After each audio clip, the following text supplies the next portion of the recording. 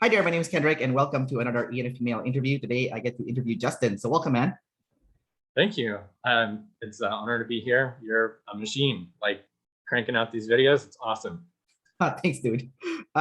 So can you tell us what your full type is? Yeah, so I'm an ENTP, FF, NETI, consume, play, sleep, blast. So when you got your results back, what did you think and how did you feel?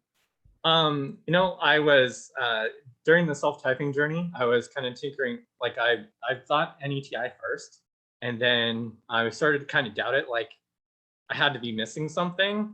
And so then I was like, maybe FE is a little bit higher, or maybe, just like tinkering around with it a bit. So when I got the result, I was actually kind of surprised how typical ENTP it is, except I think being blast last is a little bit different. And then the double masculine, double activated NETI consume was like, oh gosh, no wonder I'm like having such great tidal waves in my life, doubling down on my saviors.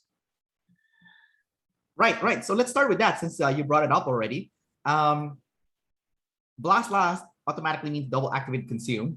And your consume is NT, NETI. Not only is it double activated NETI consume, it's double activated, double masculine NETI consume. So it's like cranked up to the max as much as possibly it could be. So talk about that. Like, what is your experience with that specific kind of consume, like the NETI consume? Well, I've always known that I love to like solve problems and do puzzles and whatnot. And it doesn't matter what kind of puzzle we're talking about or how much familiarity I have with the subject. I'm just like, okay, give me some more info and like, oh, what about this and what about that? And just like, yeah, just trying to solve any sort of problem. Like it doesn't matter if it's people or things. It's just like everything is solvable, and I want to take it on. And it sometimes is super aggressive. Like I find myself lately apologizing for taking so many guesses because I know that sometimes guessing in such a way offends people. So yeah, try to preface with that a little bit. But yeah, like I said, it's just ultimate puzzle solving. Like I can't help it. Like everything is solvable. Honestly, man, if I were to trust someone's NETI, it would be the ENTPs. Because if you look at the track record of ENTPs that make their guess, and their guess was not just correct, but it was the best guess ever, like even beat all the NIs, it's all the ENTPs. Like, I don't know if you look at the docs for ENTPs, like you have Jeff Bezos, Amazon. But even more recent, Mr. Beast is an ENTP, right? Like also double feminine. And like, so like your type, like your guess is right. It's not wrong. Like there's, so what's your opinion of that, knowing like your type has had a track record of massive success, with like that, go for it. It was actually really intimidating. Like part of the self-typing journey, like seeing those guys being NETI, I'm like, oh, there's no way. I'm just like this low-level accountant. Like, how would I be anything like those guys? So it was a little bit intimidating, but having the official type, it's like, okay, I see it. So maybe I have to trust it a little bit more, like not let the demons kind of creep up and make me second guess. Gotcha. Well, there you go, man. So it's like a little bit kind of ironic for you because people say like, oh, we masculine NE, maybe you shouldn't trust it so much. But in your case, maybe you should. Like, it's not a bad idea. Yeah, exactly. And like learning that has like helps, I don't know, like give me confidence in the decisions I'm making lately. Because other than that, like, okay, yeah, I might have made the right guess, but there's like, 2, 3, 4, however many other guesses that are all wrong. So, and it was really interesting too in self-typing is I thought for a minute like I was lead NI because I could like narrow down sometimes to like the right answer. But then in hindsight, I go, no, because I can't project too far forward. Like maybe I can I can look ahead 1, maybe 2 steps, but after that, the possibilities just, they're too innumerable. And so I can't go any further than I think what I don't like about the guessing way that NE or NI describe is that it's just like a random guess, because in my opinion, it's not a random guess. It's an intelligent guess. Like there is basis to your guess, and there is like that. supporting documents. Obviously for us, the SI would be the supporting document. Um, and if you look at the guys that have made it huge, that are your type, they did use their SI. They did build up their company. Like Jeff Bezos at Amazon, he built it up from the ground up. So it like he built up something physical. So it's not like they didn't do anything. Like even Mr. Beast, it'll be like a lot of physical stuff that he'll play with, and he'll like wreck them and stuff. So it's like there is some SI involved. So with that in mind, how do you use your SI with your NE? Like how do you go, because you're supposed to use those two in tangent, right? Like you can't just use Yeah. one. Yeah. So go for it. I find myself trying to like once I hit a roadblock with any, like I can only do so many permutations or guesses, or thoughts, whatever, based on one SI. So if I'm getting stuck, then I have to tell myself, okay, gather some more sensory, just get started just a little bit. So then we have more information to feed into the intuition and then play around with it some more. Gotcha. Now your SI is feminine, so when you're organizing your facts, like does it fly away, or like your household, is it messy? Like what is like with a feminine SI? What's happening there? So my household gets a little messy sometimes, but I try my best, especially if I have time to myself, to get it in order. It's kind of like a hobby. I don't like to do it, but I find that I end up wasting a lot of time looking for things. So the cleaner it is, the easier it is to find whatever I'm looking for. And then as far as like remembering things, like that kind of surprised me for a minute after getting my official type back, because I had thought my memory was pretty good, but I realized that it's all visual. Like it, if I'm trying to remember something, I have to go back to one like specific event that has some sort of image to it, and then I can go, oh, this happened after, this happened before, and then it's kind of like a neural network, and it kind of feeds into that one memory. So yeah, I was like, okay, I do remember things if I can make them into some sort of visual or pattern, but just straight up facts, like I always kind of blamed it on my day job because I work with numbers all the time. I can't remember numbers to save my life. So, and then other things too, if I write it down, it's a little bit better. But again, now you're taking this sensory fact, like this detail, and putting it into a visual realm. And so I can actually picture writing it down. And I'll add too, back in when I was taking classes, if I could draw, like those were the classes I did the best in. Just something osmosis, just hearing the words and being distracted with the visual, the drawing or whatever I'm doing, for some reason helps retain things. Gotcha. So I'm curious, you work as an accountant, which is like a very SI job, and you have feminine SI. So I have a two-part question. The first one is, do you think having feminine SI was a hindrance to your job? And number two, do you feel like working as an accountant has actually improved your SI a lot, as opposed to if you never work as an accountant? Yeah, oh yeah, it has definitely helped, especially in terms of organization. Everything is retained digitally now, so just the way all that is done, I apply that to my personal life, and it's really, really helpful. And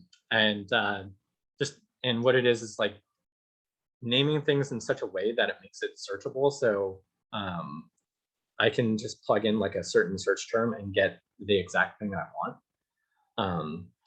And the other thing too is I find it does really help in my job, and I'll use this as an example. But we had this set of tenants, and we were trying to get them to change bank accounts, and they wouldn't do it. And it went on for like 6 months. And then we said, fine, we're going to go back and rewrite 6 months of financial history so it says what we want it to. And I'm like, what? Like, these are supposed to be concrete details, facts. Like, why are we treating it like this? So we can just change like this. So in that way, it is helpful. I think, somebody who is more rigid with the SI, they would just, like circuits would fry. But I'm just like, it's just numbers. Let's make him say whatever we want. Gotcha. So with feminine SI, you manipulate the numbers to match your needs, I guess. Yeah, exactly. And that plays into the puzzle element too. Like, I don't care necessarily how we get to the result.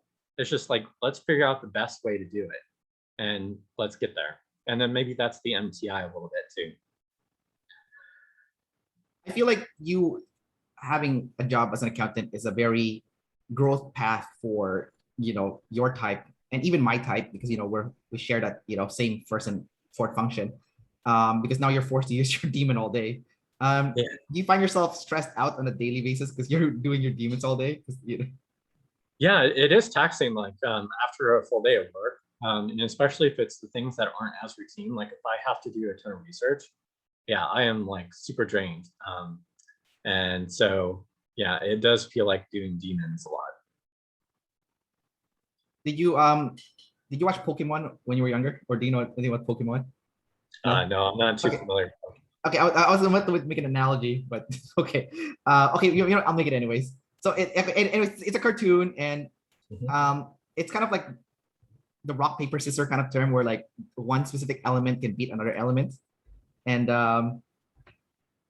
in the show, the rock Pokemon is weak to water. Okay, but there was like one guy that had a rock Pokemon, and he would purposely make him swim in water so that when he fought another water Pokemon, he's not gonna get like his weakness is no longer his biggest weakness. So like the analogy I'm trying to make here is like it's like kind of like with your SI is like it is your biggest weakness, but the fact that you're doing it all day, as painful it is as you're doing it all day, the moment someone does hit you with the SI, you're like, yeah, okay, I'm okay. So do you feel that way? Because like your weakness is no longer like that tender point. Yeah, I actually feel like it's pretty easy to settle into, kind of an internal process and just let's take it on. Like, there's no getting around it. So let's do what we need to do. Gotcha. Let's go back to your NE. So your NE is masculine. With me, I have feminine NE, so I tend to forget concepts and patterns that I've already gathered. And then if someone shows me again, I'm like, oh yeah, I remember that. That's really good. Why did I forget that? And so for you, because it's masculine, do you have a very good memory for concepts and pattern that you've already gathered? Yeah, more or less. I find it's easier to do when I get to boil it down to its basic framework or its fundamentals.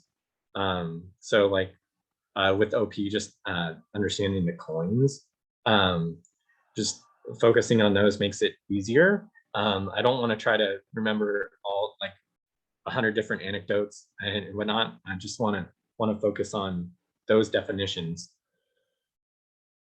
Now let's move on to your TI. It's masculine.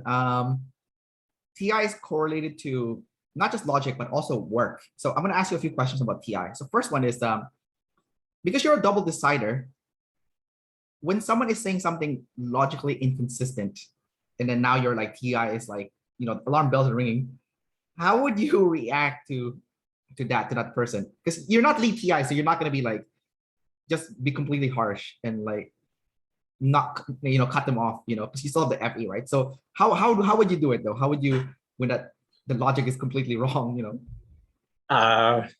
Depending on how wrong it is, that like my attention meter kind of wavers. So like if it's really wrong, I'm like, okay. But if it's plausible, like remotely, like I feel that's where the consumer is like, it's really helpful with the MTI to just go, okay, maybe there's something to this. It's worth considering, maybe. And so I can take it take it to the tool shed and work on it. I see. So the NE is still the boss here, because even if they're wrong, you might still entertain the idea and do some research just to validate. Yeah, exactly. Without jumping ahead, like with the blast being so low, it really doesn't want to push back. So I rather just like double down on the consume to make sure that I've gathered all the information first. Gotcha. Which never runs out. Yes, it never does. Yeah, it's an irony. So TI is also correlated with work. And would you say work to you is very personal compared to like the FE where you're hanging out with people, just having fun and stuff, and that's the impersonal side of things? Would you say that's about accurate for you? Yeah, I would say that's pretty accurate. I think the reason that I've gotten so far in my chosen field without a college degree is because I take ownership of what I do and always trying to craft it into something better. So yeah, it's definitely that seems pretty spot on. So you mentioned that you didn't finish a college degree. So you were self-taught as an accountant then? I took some classes, so let's do the SI here. I after high school, I knew I wanted to solve problems, and I'd always kind of like cars. So I was like, okay, I'll do the prerequisites for being an automotive technician, and then see how it goes. Well, I started it, and I was doing oil changes at the time, and it's like, you know what? I really don't like getting dirty. I smell like burnt oil all the time. The cars are hot, especially in the summertime. Like heat's everywhere. Like this is really bad. There's other problems to solve. So I took that and I was like, okay, what jobs always seem to be growing? Oh, accounting. It's like this steady, like 8 to 5 kind of job, like very predictable. Okay, let's go after that. Let's see what that's about. And so I took about a year's worth of classes, and then started working as a contractor and just kept building my resume. So, and that's how I got here, just becoming a master of my craft. Don't you need like designations and stuff like what do you call it, CPA or something? Like Yeah, to go higher, like at my level, I would call it transactional accounting. So I'm really looking at the nuts and bolts of the information, like all the individual transactions as they come in, I see. analyzing those. To move up, yes, I would need some sort of a degree, and to go even higher up, then a CPA. Gotcha. What made you decide not to pursue school? Is it more like the SI thing, like like you don't want to, annoying? Kind of, yeah. I mean, I've always felt like the degree doesn't make you good at what you do. Like it's your talents and your skill and your interest and whatever, like all these intangible things more than like this piece of paper that you put in a frame and hang it on a wall. Yeah, no, I'm just asking because I took a similar path as you, so I'm just wondering, like, is this like an NESI thing? Like, like for me, I felt like school was kind of useless. Like I could have learned it by myself, and I could just apply it in real life, and it's good enough. Yeah, that's how it seemed to me too. Like, like I said, you keep going along, and if you take passion in it, like you're gonna consume and figure out all this stuff to make it happen. And so that's what I did. I just went along, and my biggest fear was the debt. Like that's where the SI came from, because it's so expensive, at least here in the States, right? Right. Yeah, I didn't want to be crushed with that burden. So that was primary motivation to do kind of a lower level, entry level type job and just own it. So since you're talking about debt, this is a good transition then to ST Sleep. I noticed that those with ST Sleep of all types are the cheapest people. Like, no offense, and unless you are Sleep Last, of course. Like I've seen the Sleep Last, like anyone that's like an ENTP or ISFJ, like Sleep Last, or like anyone in Sleep Last, they don't seem to care about the finances as much as like those that has it like first, second, third. The first one's obviously gonna be the worst. But what's your take on that? Like, what is the obsession with money and hoarding money? I'm just kind of curious. I boil it down to options. Like the more money you have, the more options you have as to what you can do. And so hoarding it, more or less, just means that those options stay open. Right. And it can be pretty scary once you get into debt, or your cash flow is negative. And so that'd be like the worst fear. Like, okay, now I have to do things that I don't really want to do. So it's just easier to kind of plod along and be stingy, and try to conserve it as much as possible. Did you incur debt when you went to that first year of college to go to school? Not like, yeah, I did, but it wasn't like 100% my choice. Like I would have, like if I had just met my ex-wife at around the same time, and so she wanted me to, take on some debt, and so I was like, okay, yeah, should be okay. So let's give it a shot. And yeah, that thing haunted me for a while. So I definitely don't want to do that again. Yeah, I can see your energy spike when you talked about that. Like there was like some kind of like, um, you know, like nervous energy there. So I can see that. Like, yeah, that was definitely a pain point for you. Yeah. Now we're a little bit different. So I'm an ENFP. So we're not too different in some case. So debt has always been my problem too. I got out of debt now. I'm debt free, but like I do know what you mean. But like, yeah, no freedom when you have in debt, less options, which is what we want, options, right? As an EP. Now for me though, debt makes me feel bad. It's like it's more like a feeling because it's like Si+Fe, right? Like debt causes me to have bad emotion.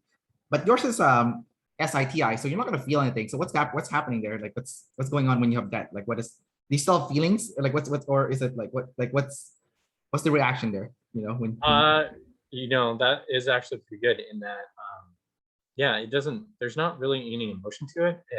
It is what it is. Like, those are, the details, the numbers of it. It's it's the facts. So, it doesn't really elicit that sort of a response. It's just, okay, I know this information now. How do I want to go about changing it? Or what am I going to do now, with that being taken care of? I see, gotcha. Now another thing with SITI that I noticed is everyone that's your type that has like the same function stack, ENTP, ISFJ, INTP, and ESFJ. You guys all treat it differently. So I'm like, huh? Like it's the same animal, but you guys look at it differently. So I want to see what your perspective is on this, because like this it's always been like very like that SITI is super fascinating to me. Like of all your functions, this is the most interesting one, in my opinion. So I want to ask you a lot of questions about this one. So the first one is when it comes to getting help to do the work, are you okay with someone helping you to get the work done? Because work is personal. So No help. No, never, no help at all. Like No, if I can help it, no help whatsoever. okay. It's an ownership thing. I just like, I have to take care of me. And so that's what I'm set out to do. Even with like separating from my wife and getting my own place and stuff, like I don't really want help. Like people have offered to like even go shopping with me and buy stuff. I'm like, nope, don't want. That makes me uncomfortable. Like, no, I don't want that. What about getting help makes you uncomfortable? I just I don't feel like I've earned it. I think that's what it is. It's just, I want to earn my keep, and maintain that independence. Like maybe I'm a little bit afraid of people calling in favors or whatever, but it really is just like I pride myself on being independent, and so that's what I'm set out to do. So when people call in favor, would you say that's a form of control? Someone trying to control you? Is that the fear here? You're right. You're scared of control. So, like, yeah. Well, I am scared of control, but when somebody asks me to call, when they're calling in a favor, let's say, yeah, they're cashing in now. Yeah, I don't even worry about like the like count, like keeping count. Um it's just like I had already kind of like with the masculine consume, I kind of had already had an idea in mind of what I'm doing like the next 1, 2 days or so. I And see. so um it feels like oftentimes when people spring those things on me, it's like I didn't see that coming because it's outside of my SI. Yeah. And so yeah, it's like it's a surprise, and I'm doing the ST sleep to avoid surprises. So yeah, it that's more what it's like. I I had all these options for what I was doing, and a plan, sort of worked out, and now a wrench has been thrown into it, and so I got to recalibrate.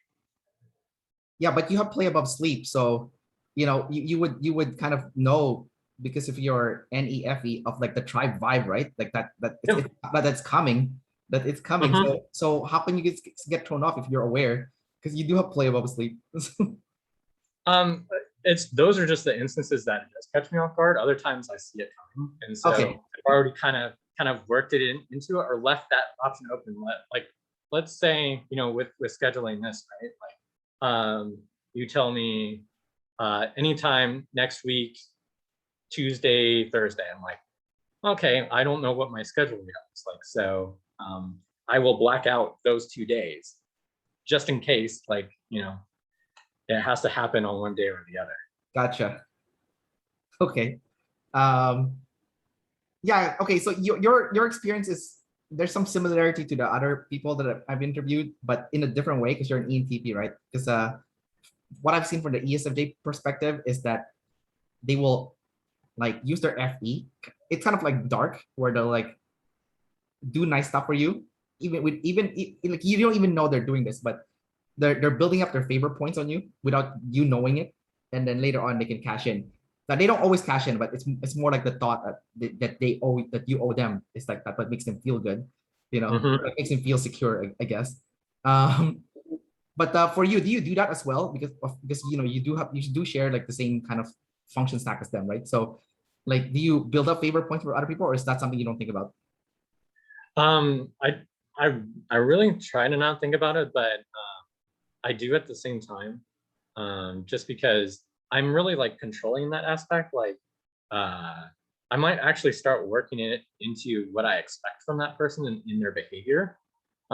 So again, it's kind of like pulling it into a model.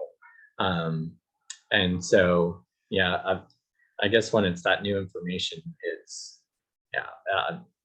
Anyway, but yeah, I do see that. I just don't want it to get out of control. Like, I don't want it to get to like 2, 3, 4 instances. I'm like, okay, now I've got to do something to like uh recalibrate or equalize this out, so we're not getting to one over the other. Yeah, that's exhausting to think that way. Jesus. Like, Overthinking is my thing, so it actually gives me something to think about. you So enjoy thinking about that stuff? Like, if the favor balance is equal? um I don't know if I enjoy it. It's part of the equation. So I just want, like, I actually really pride myself on everyone being equal or being equal with everybody.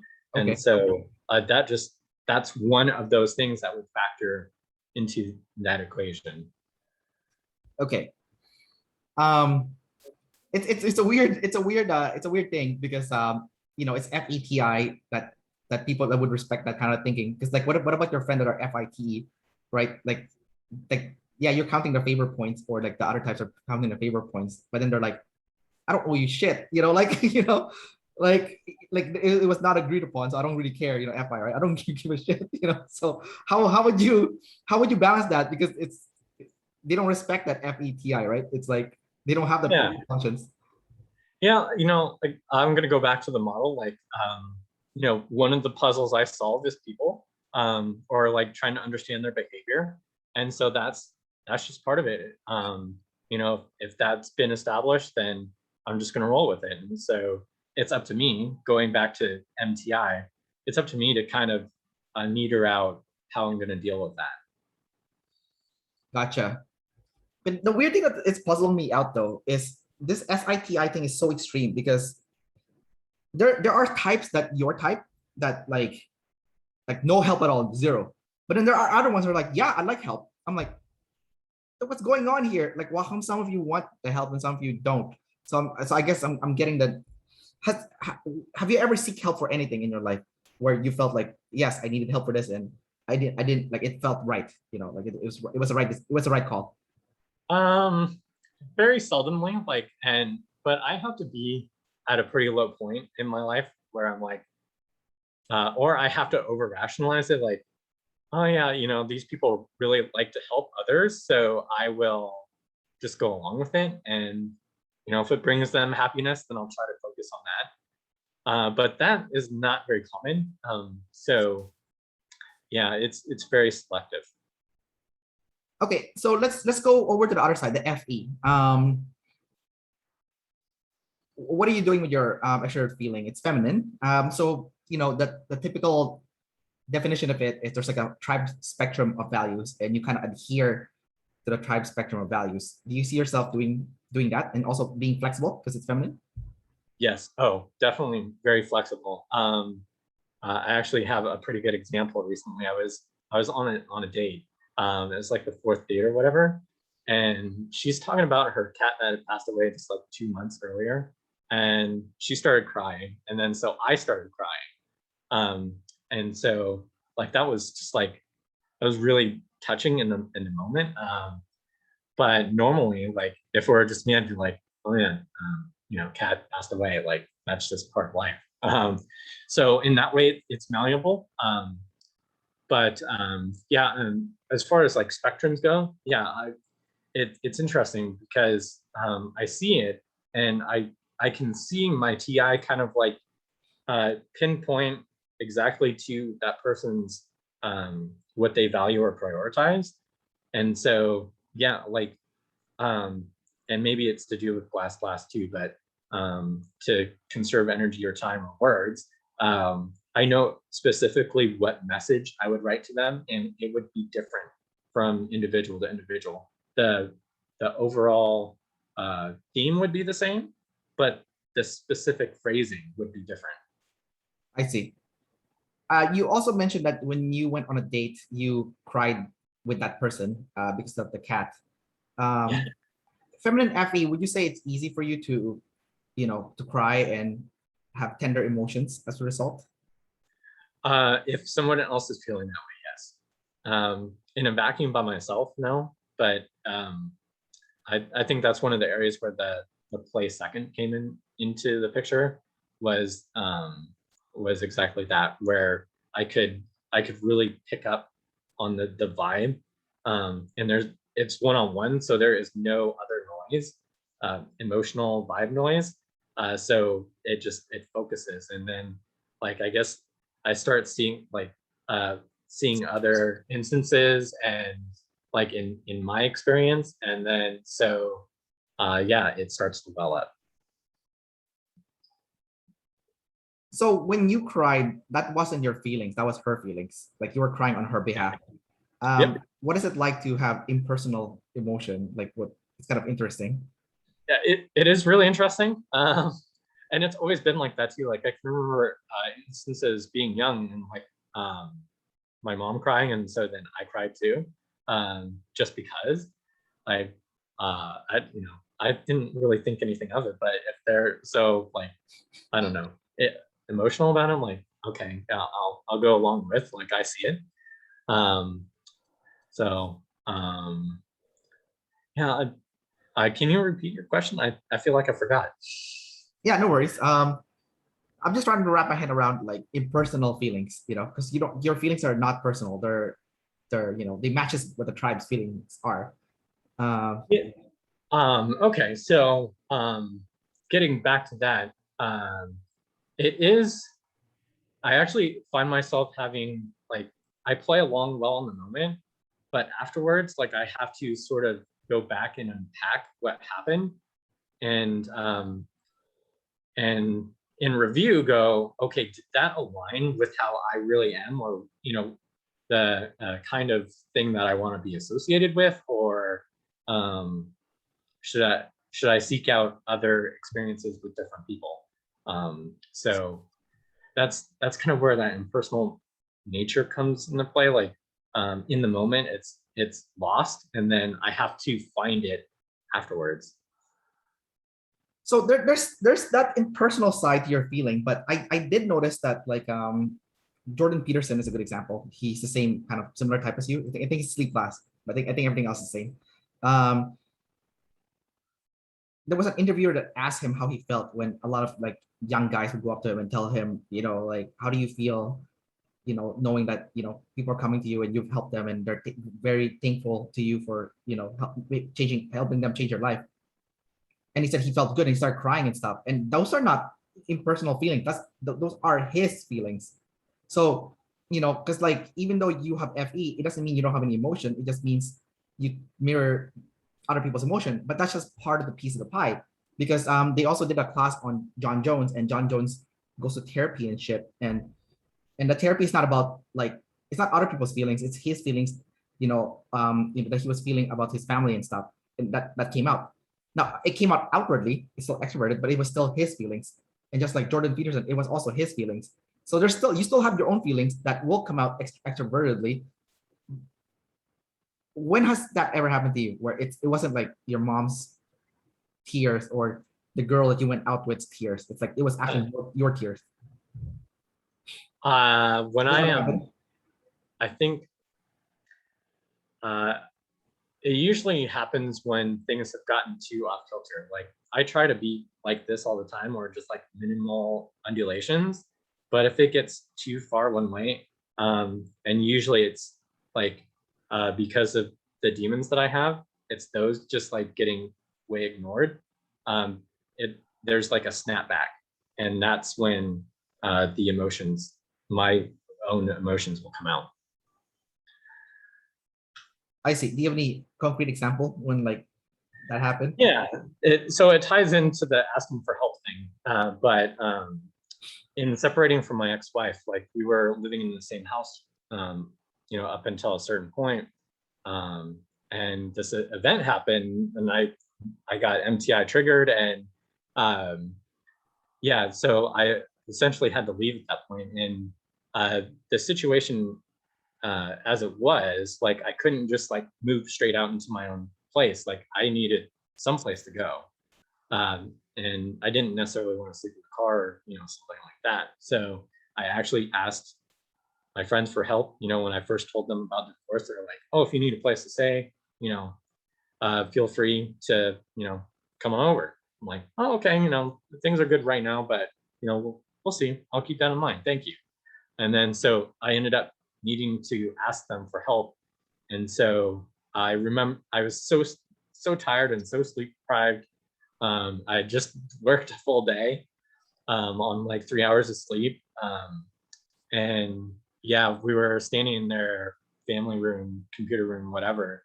And I was just like, I was filled with so much gratitude that I just started bawling. Like I couldn't contain it. So yeah, that's one of those instances. And then it could even say even the MTI trigger event is also one of those too, where it was this outburst like, this is not okay. Like I am not okay with this. So, and I guess that's another thing too I like to point out with my own patterns is I usually attribute it to being energy dominant, but whenever one of the emotions gets out of line, then it swings back in equal the opposite way. And then however great the magnitude was, the longer it takes for me to move on from whatever emotional event happened. Gotcha. That's a beautiful story that you just told, and that's so awesome that you have like awesome friends that open their house and be very welcoming. Understood your tough times that you're going through. Yeah. After that event, did you feel like asking for help is like an okay thing then? Because like no one was bothered by it. I mean, the only one bothered by it was you, essentially, like the fact that you had to ask for help, but everyone was cool with it. So and there's like Yeah. there was no negative repercussion afterwards. As a matter of fact, if anything, there was a positive after effects. Now you build a deeper connection, emotional connection with other people, right? So like, Yeah. so what are your thoughts on that then? Like after going through that? It was that, I think it was just kind of meant to be. He was my best friend growing up from grade 5 onward. And so like there's that history there. And when he met his wife and all, like I was there along for the ride and I was like, she's really awesome. Like you guys better hook up and make this work. Uh, and so, like just being there together, like having all these major life events, like this was just another one of those. And so everything out of that event was positive. Like, our friendship had kind of strained a little bit with my previous relationship and all that. So it was a chance to kind of like rekindle that and go back down memory lane and refine identity and all this. And if there was like a visual for it, sometimes in movies, like the hero, they lose the first fight like early in the movie or whatever, and so then they have to kind of go back to basics or fundamentals and Yeah. kind of like retrain. That's what it kind of felt like, is like, I got beat down a little bit, and so being with them and them, I'm pretty sure they're IJs. Everything is just like so controlled and no chaos, and then here I come like this chaos monkey, like introducing all these variables in their very steady life. It was good too, and that, like it helped me, kind of, I'm using this word a lot, calibrate, but that's what it was. It's just like, okay, this is the ideal life I had in mind for myself when all this started. And so it's a refocus, a re-energize, and a conservation of energy so I can push forward again. What? Okay, so first thought that came to my mind is like, okay, yeah, okay, makes sense. Your friend's probably an IJ because you're an EP. EP and IJs are their best pals. And you said there's no chaos, which I think is kind of funny because I think secretly those IJs, they do like the chaos that you bring into their life. It gives them stimulation. There's like secretly inside they like it, as much they hate it. Like they say it outwardly. But you talk about rekindling your friendship with that person. Since you grew up with that person as well. There was an interview with I think Tom Hanks that they did, and it was Tom Hanks and this other guy. So it was an INTP and ISFP, and the ISFP said he wants to connect with people through work because TE, right? And Tom Hanks wants to connect with people socially and emotionally. So talk about with FE. Like, what does it mean for you to connect with people socially and emotionally with that FE? Like how important is that for you? It's really important. I think that's why in self-typing, like I thought maybe the FE was a little bit higher, is because I've always enjoyed connecting with people. I had just forgotten about that for more than a decade. So it's super important for me. And I do like to get to know people on a deeper level. That's why I'm sitting here studying personality systems, anywhere from OP back to astrology, way back when, just like different ways of trying to understand people's behavior and connecting with them in such a way that I can help, or I can find ways to relate, identify, whatever, right? It's super important. Now your FE is connected with your NE, so it's NF play. Now NF play is one of the most confusing kind of play, in my opinion. No doubt. I have the definitions down, but I don't really know how it truly feels because I don't have it, and it's not one of those animals that's easy to understand. Like SF play is like the easiest one I don't have it, but I can see it. Like it's very obvious what it is. So NF play, let's go break it down. NF means purpose, meaning, right? So do you get meaning by doing, like, being with people, or do you like to, when you're having conversation with people, do you like to have like those purpose kind of conversations where, like, what are you working on? Like, what's your project? What's your goals for the next X amount of years, whatever? Like, do you like having those kind of conversations? Yeah, I do. I like finding out what is driving people to do the things that they do. Yeah. You know, I try not to go so directly about it though. So my preferred method is to just be the fly on the wall and hear them talk with someone else. Because if I'm trying to control variables, like me, any which way I preface a question to them could influence the answer. And so I don't want to do that. Like I want like a pure straight answer. So them like organically uh, uh somebody else is like the perfect thing. Or even in a group setting, like I just want to sit there and just listen to all the opinions and kind of factor that in through consume to go, okay, this is where we're at as a whole, or you know, these two people are at, and then where I fit into it. Yeah, but I don't like to ask questions. I don't know if that is how NFP usually is, or that's just a blast thing. Trying and using play to try and simulate it. I think it's a feminine FE thing because I do notice with the masculine FE they'll just straight out ask you like what are you working on, what's your goal, what's your purpose, what's your passion. They'll just straight up ask you, right? But with feminine FE I guess you're more like, is this appropriate, you know, like so. Yeah, no, it definitely like usually I can see what they're doing, and even indirectly, like doing the work that I do, like I can look at the numbers and the patterns within those to know what's going on. Like there's enough information there for me to consume to where I can piece it together without having to interact with the person. And a story about that, like one of the accountants, she seemed to start going through like this really rough period, but I never talked to her about it. Like I tried one time. There were these emails stacking up about, you know, appointments for this and that, and I was like, okay, something's going on here. So she came over, she asked me how I was doing. I was like, oh, I'm doing pretty good. How are you doing? And she's like, what?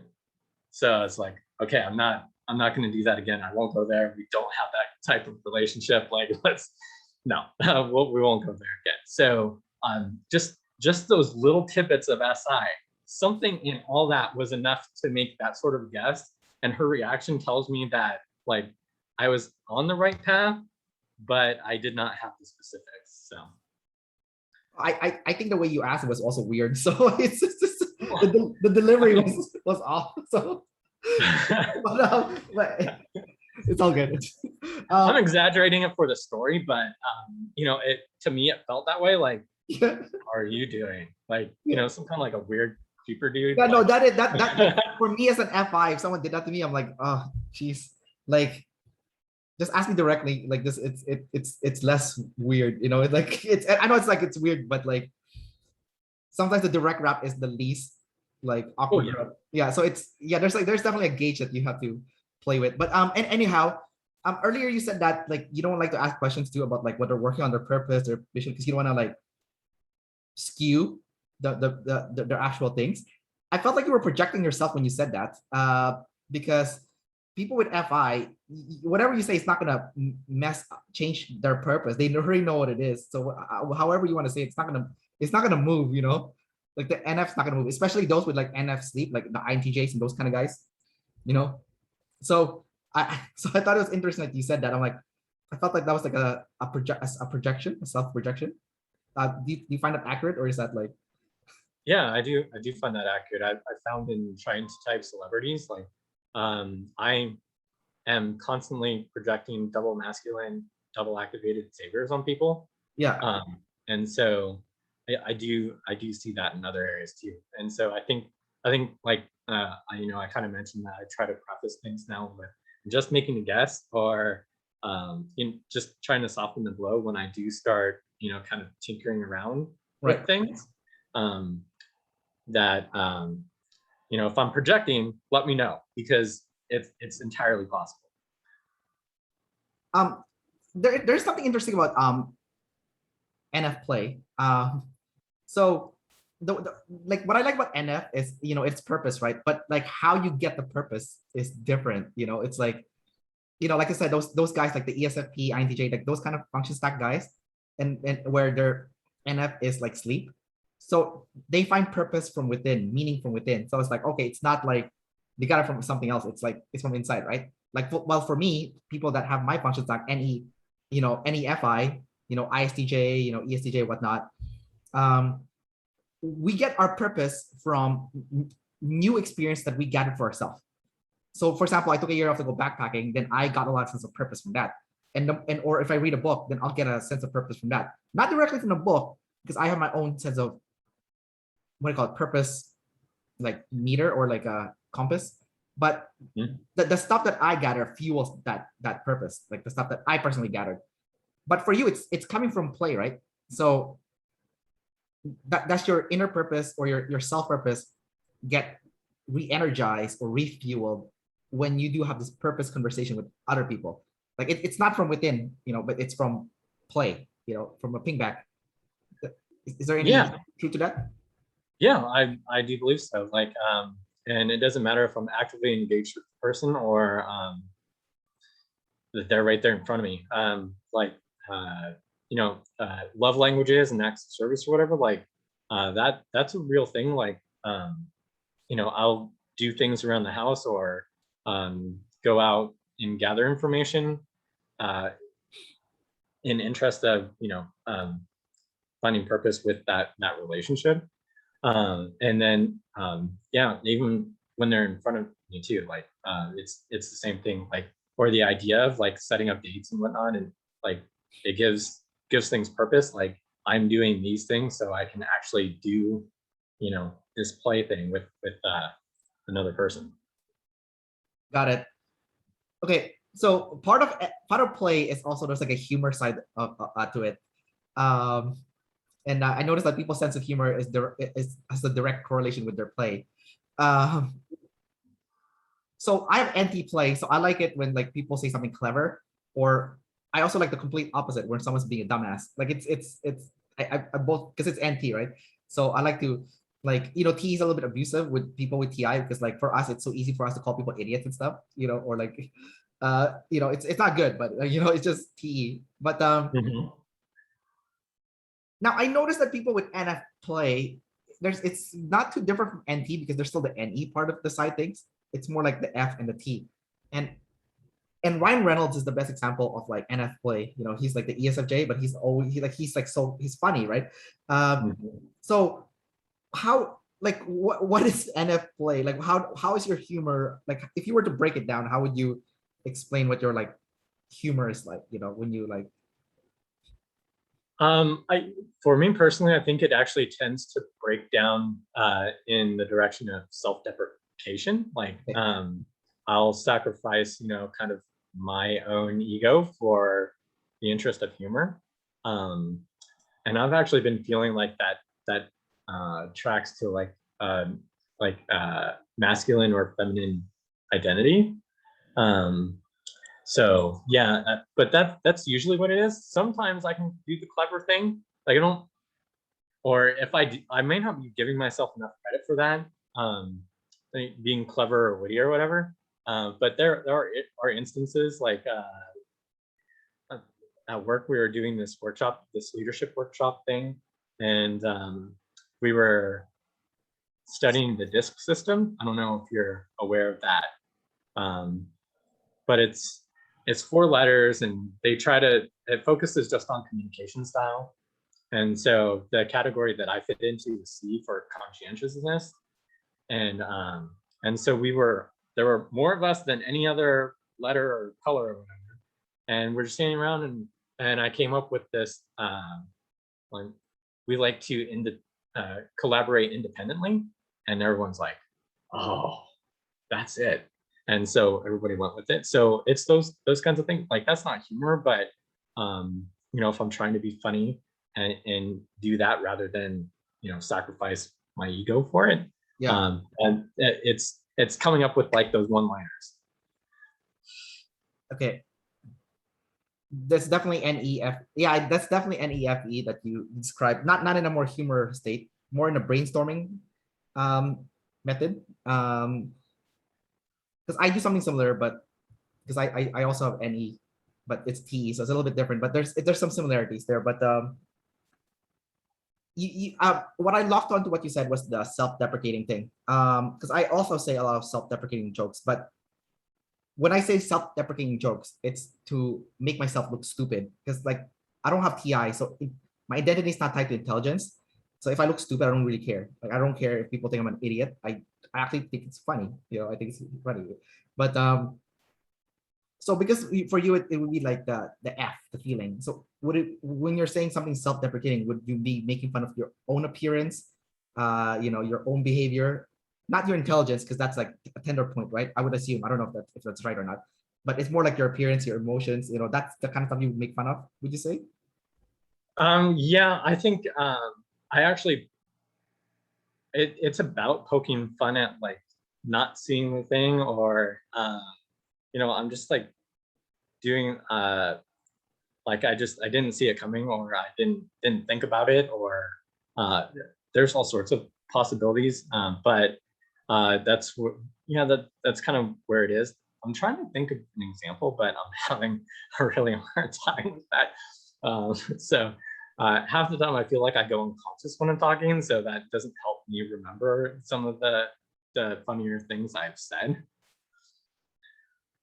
Yeah. Well, no, no worries. It's fine. It's fine. Let's go with your last animal, SF Blast. SF Blast is actually one of the easiest to see. That's like one of the most obvious um animal. Because like, you know, like if someone goes up to you, it's like, hey, do you want to have a drink? That's like SF Blast already, right? It's like trying to make you feel comfortable, trying to make you feel good. Or if it's double masculine, they might like say, you know, that's a, you know, inappropriate table manners, you know, like, you know, you must sit up straight and you must have a certain, you know, facial expression, you know, while you're eating. And you know, that's like trying to control your behavior essentially. Um, so SF Blast is very easy to see. I'm going through an audiobook right now by Jordan Peterson, The 12 Rules for Life. And it's really good. I don't, you probably read it already.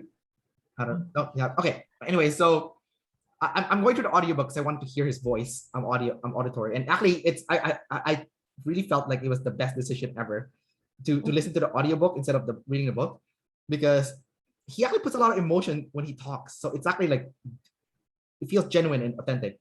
I think he even like briefly cried in part of the things he was saying. So I was like this is good. This is good. This is some good shit here. But what I noticed too was that he did a lot of SF Blast in the audiobook, which I'll tie in back to you. So I'm using this as an example. So like he would use SF Blast and he would have like a step-by-step system on how to get a kid who is misbehaving to behave, you know, and he also had like a step-by-step system to have to be assertive with somebody. And he even had like a specific number. It's like when you are somebody that is going through assertiveness training, you're gonna get 4 objections before you can actually get through the person. And I'm like, this is so fucking good. Like, you know, he's like, and then he'll even describe like their emotional like breakdown. I'm like, dude, like this is an ENTP trying to break down what like the bare minimum SF Blast that you need, which is like perfect. And I think that's why he's considered to be like, you know, one of the guru ENTPs, right? So you're blast last. So you're probably not doing any of this, or if you do, or you might be. I don't know. So you tell me, like, what part of SF Blast are you doing, and what part of SF Blast are you not doing?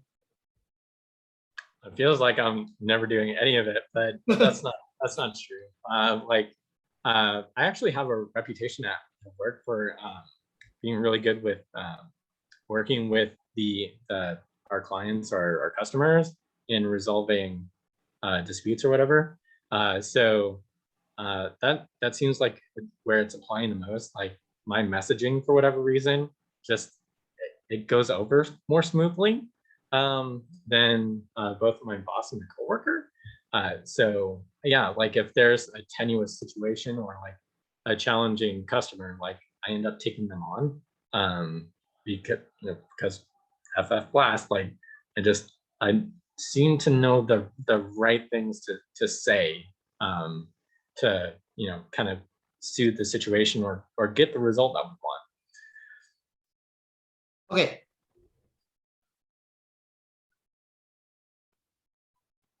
Do you have, so blast also means known information. Okay.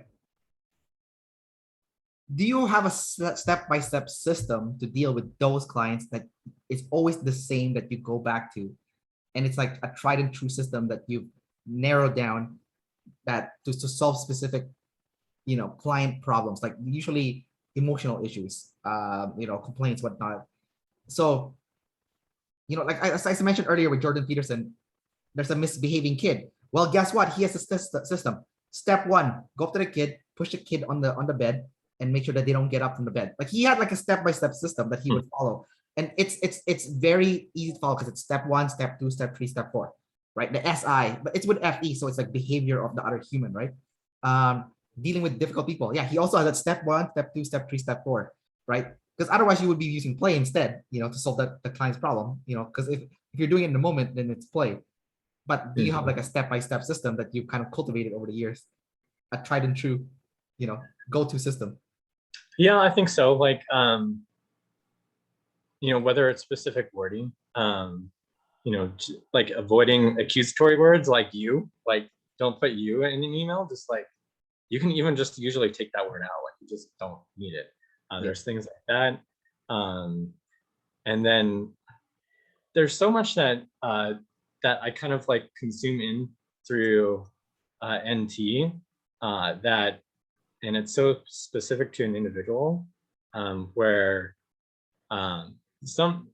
in some situations it's so business-like that there's no worry about it, like, just do what you need to do. And then others, it's like, okay, we need to work up, like we need to go kind of through this process to, let's gather this and present it this way, gather this and present it that way, with others to like, okay, let's play the game a little bit and we'll go about this. Or even if I don't have like, I don't know the specific ideas, just getting started a little bit helps me hone in the rest of them. So I can see it. It's just it's so hard to explain because I've taken in all the information, and Yeah, it's from all these different interactions and whatever, to where the FSI, I can't recall all of it. it's okay, man. You have double feminine blast and it's last, so it's like it's gonna be the hardest thing in the world, So It seems to work out really well. Like when I actually use it, like in the OP groups or whatever, except for like last night, but usually it's really well received. So I'm like SF blast for the win. But are you blasting or are you using play? Because they're not the same. It's yeah, no, they're not the same. You could be relying on your play, and if your play is really good, you can get away with a lot of not using blast, right? Yeah, exactly. And I do find that a lot where it's not blast. I am simulating it through play. So it's kind of frustrating. Yeah. Because I'd rather just like organize the stuff, like organize the information, not just start something, but actually finish it. Yeah. So that way, like it's done. And then I can really, really move on instead of like kind of like working on 5 different projects at the same time and just like incrementally working them up. And then like once one project's done, start the next project. And then they're all like, it's so like I clean the house in the same way. I can't focus on one room. I go from room to room to room and take like one thing into that room, pick up something in the other room and take it into another. Like it's so scattered in the way that I organize stuff or go about executing a task. And I'll do it different ways each time. Like, how many different ways are there to copy and paste something in Word, Excel, any computer program? I'll do it any which way. Like sometimes I'll use the mouse, sometimes I use the key. Like that's just kind of an example of it. Like the organization on that sort of like a procedure or a process just isn't there. Like I can do the step by step, but that's like play, sleep, play, sleep, play, sleep. Like it's me pinging off those two all the time. Right. That's great. Hey, at least you're trying. You're trying. It's so hard. Yeah. I mean, I don't fault you. It's, like I said, it's your fourth animal, it's double feminine. Like you have it, like you have everything going against you for that one. So it's like, it's not gonna be easy for sure. Let me ask you a question about your blast and your consume. So those two are like the opposite coins, right? So I'm gonna use myself as an example, and then I want you to say in your version, okay? So mine is NIFI, NF consume, and then the opposite is ST blast. So NF is my purpose, and to reach my dream, my focus, my vision, what I want in my life, I have a SITI way to get there. So like there's like SITI to like, step one, do this, step two, do this. And if I do enough of those step one, step two, step three, step four, whatever, I'll eventually get to that NF goal, the NF that I envision based on the stuff that I consume. What is your equivalent of that? Because yours is anti-consume, but then the SF is gonna build up to that NT. Like what's happening there? What's happening there? Like how are you using SF to build up the NT? Sorry, I know I put you in the spot, but like Yeah, no, I was just like, what? My blast leading to my consume? No, okay, while you're thinking about it, let me give you some examples. Okay. Okay. Bill Nye the Science Guy. Okay. He was doing those science shows, that's his TV show, right? Yeah. Those are SF. That's SF. That's cool, right?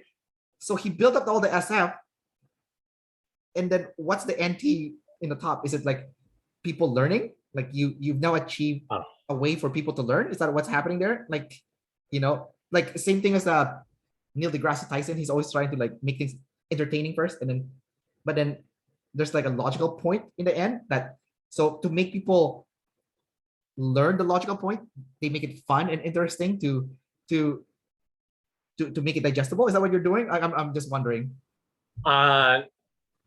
It actually, okay, so I'm building up the SF to those are the legs. Just give them like the ultimate, like the result. Like, and so I've done all this work in the background, and then what's your report? Just this, and that's it. So like, but if I'm doing what I should do, it's like, here's my report, this one sentence. If you want to know more, I will show you. But the way I tend to treat that is, here I've done all this TI, SI stuff, and that's really boring. Yeah. So just let me give you the overview and stay with that. And then if you really want to know more, like if they wanted to do it on their own, then okay, I will now dive into the steps I took to arrive at the conclusion. So to me, like the SF is just to deliver the point. The SF. Oh, I'm confused now. So,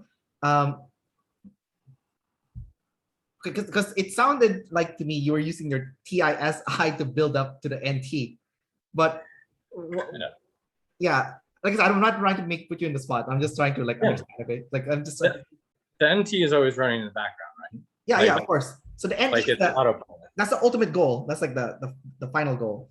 But yeah, the SF builds up to the NT. But what is the SF doing to get to the NT? What are you building up along the way? Like those are goodwill that you're building up, right? Like the cool emotional stuff. But like, what are I don't know. It's the goodwill would be like saving everybody the time. Like how. But it's emotional. It's emotional though. It's emotional. So what emotional stuff are you doing there? Like building up, like what? Good, like just positive positive viewpoints of myself, like, or my abilities or my purpose. Say that again. Just like building up this like reputation of solving problems or coming through with the right result. Like you said goodwill, so any sort of synonym with that, just like a positive image of myself or what I do. Okay, because what you do would be ST, right? The positive image could be is SF. So it's like getting muddy together. But I'm trying to get like the purity of the SF here. And again, like I said, I don't want to put you in the spot. I feel like a jerk, putting you in the spot here. But No. I'm just trying to like, ping with you right now. I'm just trying to, we're trying to learn this on the spot right now. So like this is like a brainstorming. Okay, just think of it as the NE. But what is the SF climbing up to? Because like for me, it's easy to define. My NF is my purpose, and the ST that I do gets me to that purpose, right? So it's easier for me because the ST gets to the NF, but your SF goes to the NT. Like, so is it like you're trying to prove to people that you're the right person to listen to when it comes to logical information because you're the person that do like the fun SF dance, or is it like I'm trying, I don't know if you get what I'm trying to say here, but like what is the SF building up on? Like what are you stacking with the SF to get to the NT? And what does each of those SF look like? I mean, obviously it's tough because blast last. So, so. I just want to tie it into like that. Like I mentioned, just like the one SI point and then extrapolating off that. Okay. So really they could it's just like one instance of something. And I'm just like, okay, let me take it and run with it and see where I get. So there's probably not much stacking there because it just, again, it takes just that one instance to incite, like, let's fire up the troubleshooting machine. Let's go. Well, I mean, because I'm looking at Bill Nye and he had shitload of those shows, and each of those shows is like an SF point, SF point, SF point, SF point. But then the weird thing is all those SF points made him the authority for NT, right? So, you know what I mean? Like, and NT in his case, it's like he's now your go-to guy to learn science stuff. So that's consume, that's anti-consume, right? But yeah. to make him the authority for the guy where you would learn all the science stuff, he had to do that sing and dance of the SF to like, do all that science show that he was doing with the Bill Nye, the science guy, right? Like he dumbed it down, made it fun. So, but that's just one example. I kind of want to see how can you replicate that, like, so that other people can also do something similar to what he's doing. I mean, he's the perfect example because he did the song and dance and like all that show and the entertainment guy, and he became the authority as the go-to guy to learn from, which is NT. NT is consume, right? So your consume is NT. He's an INTP, so it's a little bit different. Although the thing with him though is he's savior TI, so it's not because he's trying to build his identity, as like the science guy. I mean, the fact that he's called Bill Nye the science guy, like that's like a TI identity kind of thing. Mm-hmm. But then he used SF to get there to create that authority, to make him the authority figure, right? So like what is like from like someone you're not like a single decider, you're a double decider. So if you were to stack the SF, it has to be a long period of time doing goodwill, entertainment, fun, feel good, I mean, it could be, okay, maybe I can give you the example. I don't know if you do this. Okay, like this is just like a small example. I don't know if this is like credible or not. So I see a lot of ESFJs doing this, especially ESFJ accountants, where they'll take clients out for lunch, and they'll take a lot of them out for lunch. And every time you take out someone for lunch, you're building up the SF, and you're making yourself like come across as the authority. I know it's like, how does taking out someone for lunch become authority? But clearly it works because clearly he gets a lot of clients doing this. And eventually people see him as the go-to guy for accounting, and then they hire him, right? So the SF did build up to him being the expert, for this category, which is accounting. So that's like more in like a smaller scale. So I'm just wondering if you have done anything similar to this personally, where you were like doing a bunch of like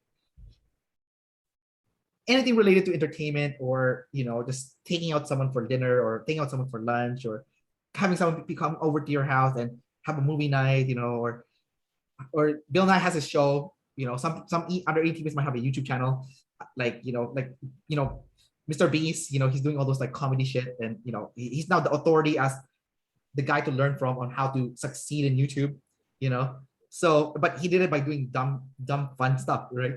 So trying to bring it back to you again, like, Yeah. have you done any of that at all in your life? Because you must have, like at some point.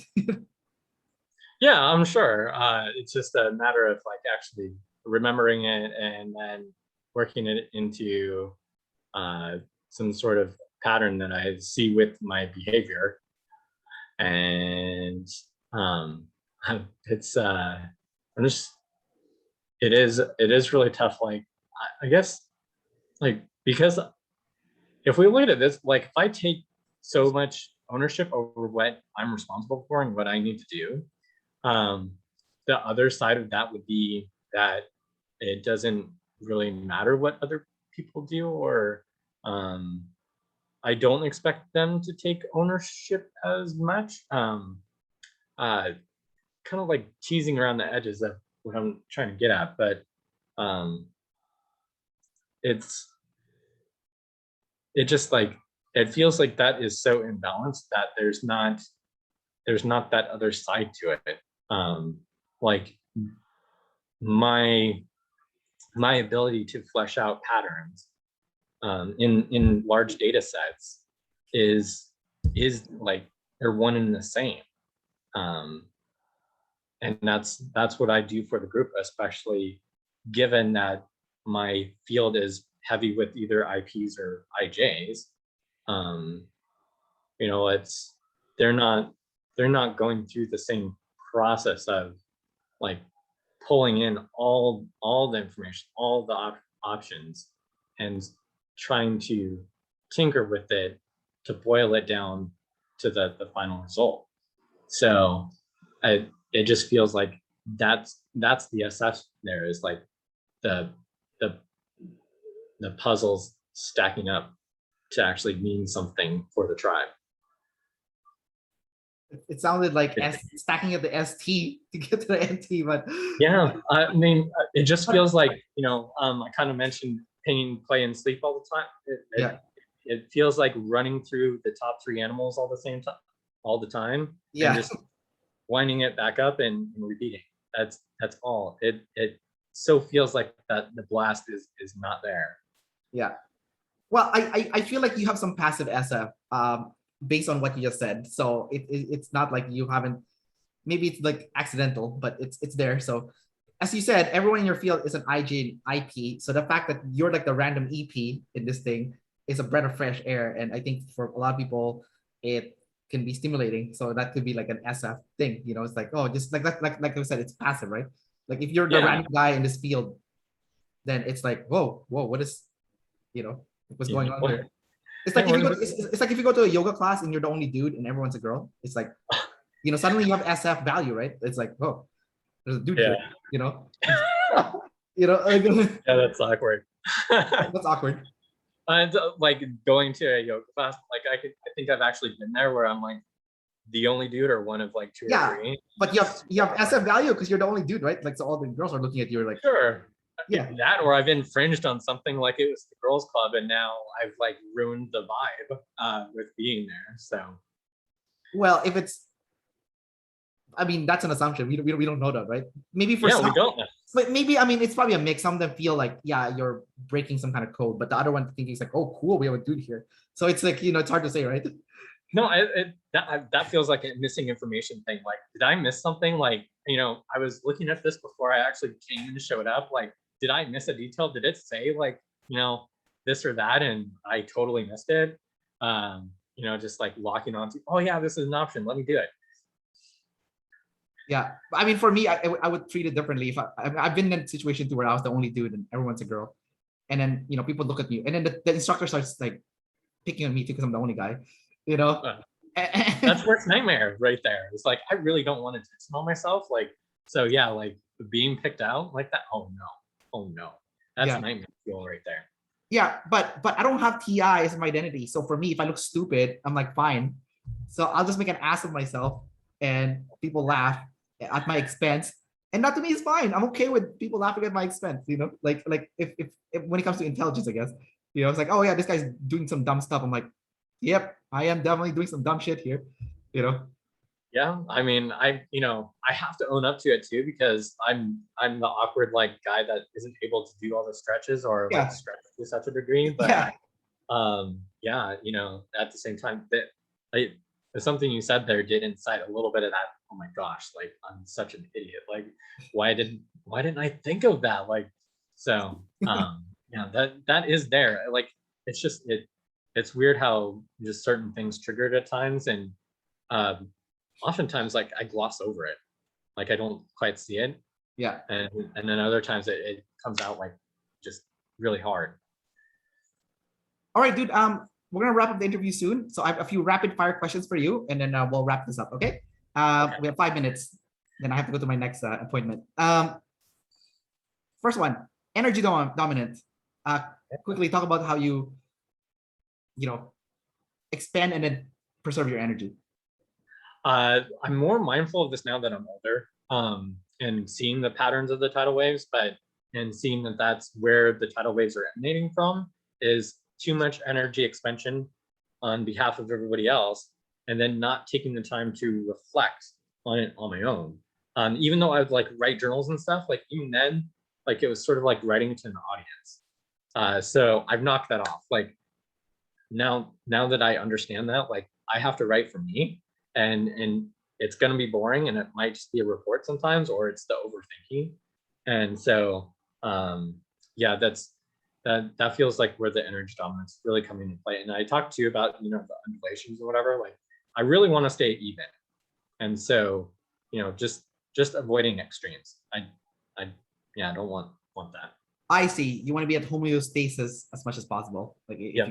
No, yeah. Yep. Inner peace. I want inner peace. I'm ST internally. Like I still want that. Got it.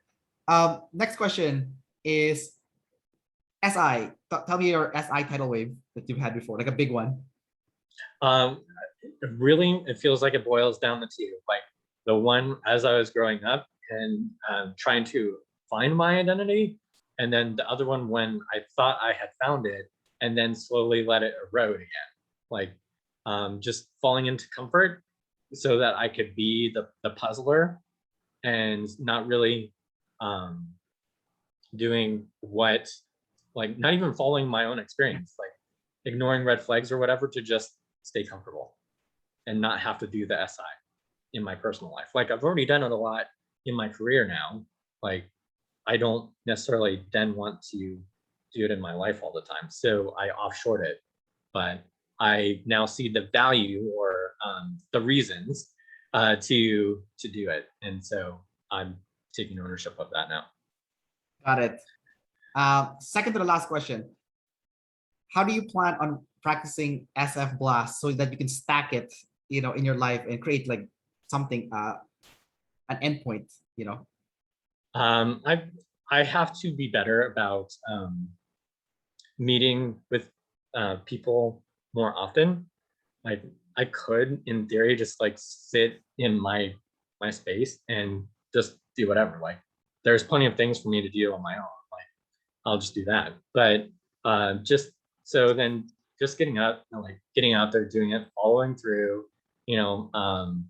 and that's pretty, like I still can't see it stack. Like I just know that through osmosis, if I meet with people or do that thing, but it's not even like it's just whatever it is. Like if I do that thing often enough, like things stack on their own. Well, I think you can do it blatantly also. I don't think it's just passive.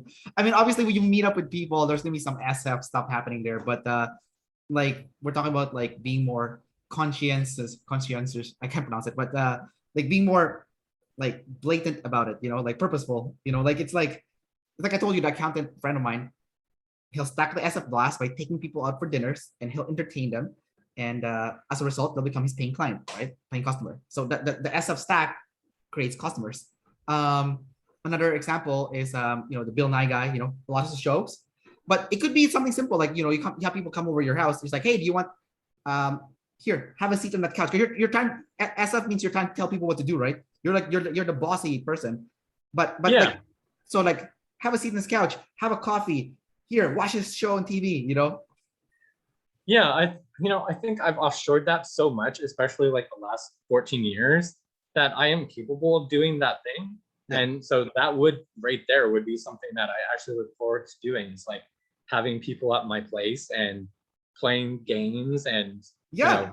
serving food, like like Dude, hosting there you that and go. doing it often enough, right? Yeah, It's just, exactly. it's been so long. Like I feel like the last 14 years, more or less, I've lived under a rock Yeah. and tried not to do the play thing, just the consume sleep thing.